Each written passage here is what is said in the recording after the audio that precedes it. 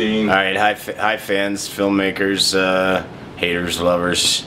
I'm here with my friend Bill, and we're going to be covering a little, well, I like to call it conspiracy stuff, but there's some pretty interesting stuff on the solar eclipse that's coming up on Sunday, 2 days, and a solar eclipse that happened many years ago. And yeah, I'm gonna take this over to Bill, and here we go. This is the video of this one of September, or no, of our event that's coming up, and I'm going to run it in reverse since it starts at sunset. So let's just go ahead and start this in reverse on sunset. Now this is the solar eclipse from which? Tomorrow, on the 20th. Tomorrow on the 20th. And let me, so here we go. Tomorrow the 20th. 2012 AD 5 on the 20th. 2012 AD. Okay, and that's run a it. 5:30 program. And I can run it now backwards so that you can see what it looks like at 5, now 4 o'clock. Now it's moving at 3:30. Now I'll stop its reverse and send it forward. Every frame is 5 minutes. So it's advancing as fast as possible. So you can see the Mercury, Jupiter, the Moon, the Sun, Venus, Mars, and Saturn are all going in the view of the eclipse if you're looking south in this program. Now that was the view of it. Oops. Over here on this frame we have the date of 759 BC. Now this is September 27th, and we're like down here, we're using Albuquerque, New Mexico as our viewing point. Over here is the viewing point on this one. And you can see I have 2 Cyber Skies open, so it's the same program. Now if you watch here, I'm going to run this one in reverse, but it's particularly curious how where Mars is involved, when all the planets come in, it stays in eclipse pretty much all day, at least partial. So I'll start it in reverse and you'll see Jupiter, Mercury, Venus, Mars, the Moon, the Sun, Saturn. It's 3:30 p.m. It's 2 p.m. It's 1 p.m. It's noon. It's 11. It's 10. It's 9. It's 8. It's 7. It's 6 in the morning. Interesting. Now, when we were looking for this solar eclipse that happened at the Valencia County dump, that's where we found it was written.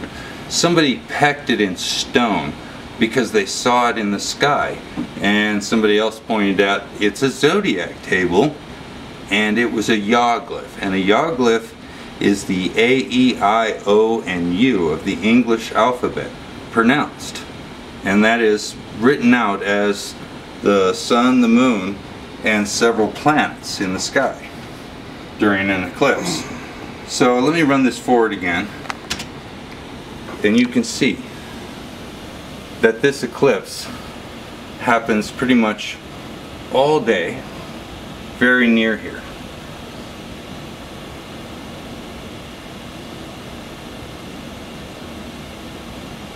All day. This eclipse, it's the granddaddy. But according to scholarship and everybody else, this never happened. It was over the ocean. But yet, all the programs I've ever run on this actual program, machine, please. All of the animations I've ever run on this, which most of the time we were running it every hour, was a frame. And let's show that you see what it looks like. we'll run forward a couple of days and then backward a couple of days, where it's hours equals days.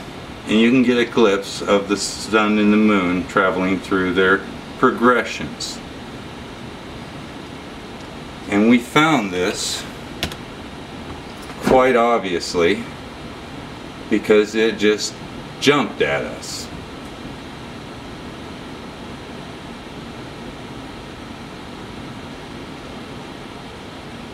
Did you catch that? See that? What's going on there? What the heck was that?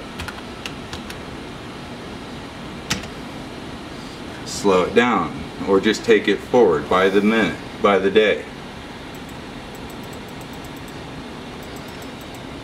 Whoops, that's not the day, that's 7:57, there's the hour.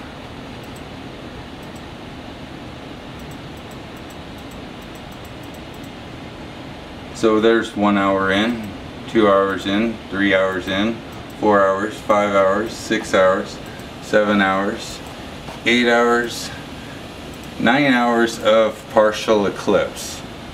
And according to NASA, if you use their information, this solar eclipse that this program finds, just like that solar eclipse that's coming up, never existed. It's over Easter Island. Why is it? What do you mean it never existed? Well, they said that according to their track of this solar eclipse and the way it traveled across the world, it could not be viewed by New Mexico. It could only be viewed by Easter Island when it happened. Now, what makes this program different than the NASA program? Well, if you use NASA's date and the location of that eclipse and run it forward or backward from that point, no eclipse lines up in either direction. So it's a pick date change. They didn't add it into the program, they changed that information. If you're searching for solar eclipses over New Mexico in the NASA database, this solar eclipse of 759 BC will not show up in their database. Why do you think they changed it? Because it pertains to the Israelites being in New Mexico in 759 BC, and that this is an Israelite tabernacle site 5 miles outside of its city, Pottery Mountain.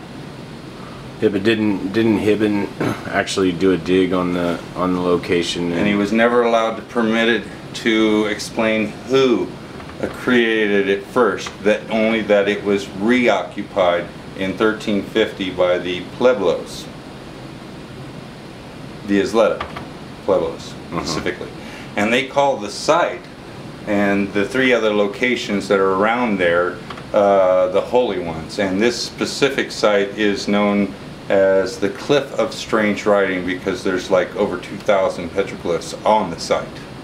I mean, literally on top of this mountain, along one side and down the hills and here and there and all over the place is peckings in stone, in patina, dating back to long ago. And it's also the only site on earth that has the 10 Commandments in the script of Moses found in stone anywhere on earth. And the only reason it's still there is nobody can figure out how to move an 80-ton Easter egg. And this is located where? At the entrance to the Valencia County dump. And little mountain on the left.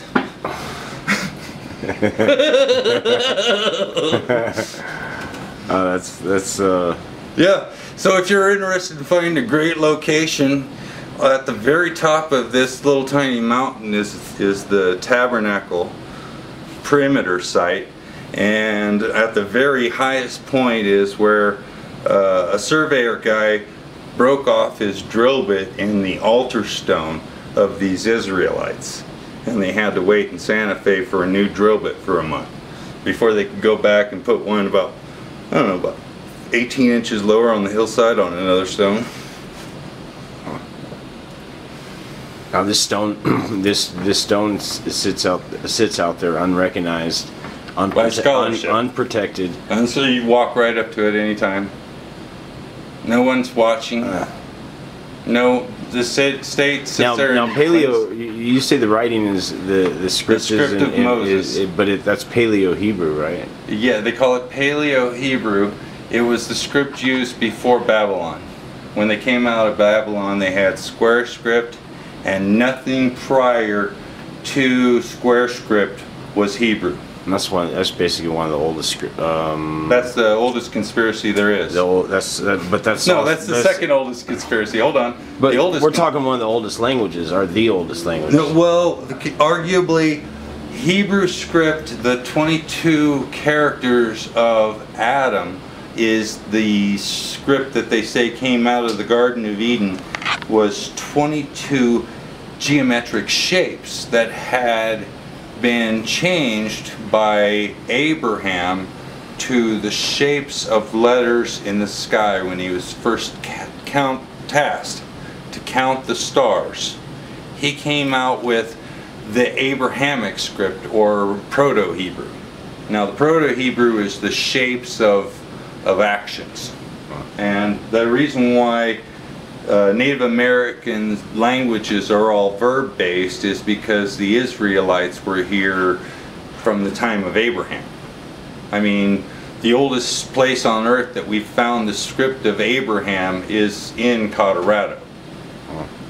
That's the oldest script of Hebrew known, and it was found so long ago that there was nobody in America who could have possibly even known how to create it. But yet it's known fact that it's the script of Abraham in America in stone. So basically what you're saying is the Israelites were traveling around the world. Traveling around the world, and putting down corporations everywhere. They were they were along the Rio Grande, what, 7,000 years ago? I would say the time of well, they were all over the planet during that time. That was the pre-Noah. No, I would say that would be the time that Abraham started here would have been 4,000 BC, or around 4,000 BC. Time Elena came through.